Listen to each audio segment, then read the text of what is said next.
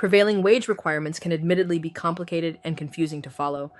Regulations can vary based on funding type of facility being constructed, and location of work being performed amongst a variety of other factors. Although the requirements differ depending on the applicable prevailing wage laws, there are common misconceptions that are found amongst contractors on all types of projects.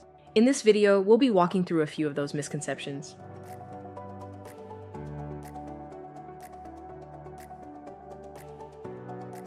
The first and most common prevailing wage misconception is that prevailing wage requirements are not applicable. Once prevailing wage is effective on a project, the body responsible for upholding prevailing wage requirements can enumerate the requirement in their contracts. In certain cases, prevailing wage applies even if it's not explicitly stated in the contract.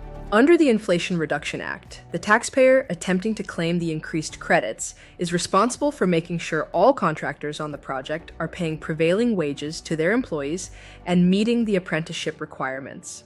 The taxpayer will be required to submit documentation showing that these requirements were met in order to receive the increased credit.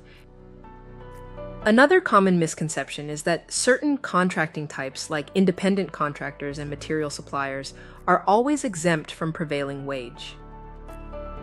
In California, an employee's job title on a project does not affect their prevailing wage requirement applicability. If they complete physical labor on the project site, they must be paid prevailing wages for the classification of work performed. Under the Davis-Bacon Act, material suppliers become subject to prevailing wage if employees engage in construction work at the site of the work. Their laborers and mechanics employed at the site of the work would be subject to Davis-Bacon labor standards in the same manner as those employed by any other contractor or subcontractor. Ultimately, the common theme between all prevailing wage law is that prevailing wage applicability falls on the degree of physical labor being performed on site by employees.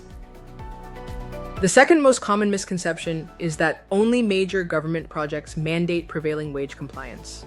As mentioned, there are prevailing wage projects that exist outside of a federal scope. State by state and local prevailing wage laws, even down to the city, can apply to a project. The Inflation Reduction Act, for example, applies to all clean energy projects, including private projects, where the increased credit is being claimed. Under the IRA, the funding source does not decide the applicability of prevailing wage requirements. The third most common misconception is that all that is needed for prevailing wage compliance is simply paying the prevailing wage rate. While paying the prevailing wage rate is a piece of the puzzle, it isn't the only thing that decides if a contractor is compliant. Keeping adequate records or complete documentation of your efforts to pay the prevailing wage is another factor. This documentation can include check stubs, time cards, fringe benefit remittances, authorizations from employees allowing deductions from their pay, and a myriad of other forms of documentation. The purpose is to have accurate records that paint the full picture of how an employee received their pay, so keeping this paper trail is a major part of prevailing wage requirements. This can also include records showing that any additional requirements were met, like the employment of apprentices. Though it varies wildly, depending on the applicable prevailing wage law, prevailing wage rates can change due to multiple factors. Some states or localities require annual increases issued on the same date each year, while other wage determinations include periodic increases throughout the year and footnotes indicating percentage additions to the rate of pay. In another instance, if an employee is being paid as a laborer, but they assist an electrician and handle equipment specific to the electrician's scope of work, this employee may be owed an electrician's rate of pay for their time spent completing electrician work. Prevailing wage rate changes can occur for a number of reasons, and it's best practice to verify your rates and what may potentially cause your rates to change with the awarding body or project owner. Our final misconception is the idea that the contractor is responsible only for their direct employees in enforcing prevailing wage. In many cases, if a contractor hires a subcontractor and additional subcontractors are hired to work on the project under them, the contractor would be liable for ensuring that all subcontractors working on the project under them are paying prevailing wages. Contractors can face penalties of different varieties, like underpayment interest, or a per-hour penalty for not meeting certain requirements.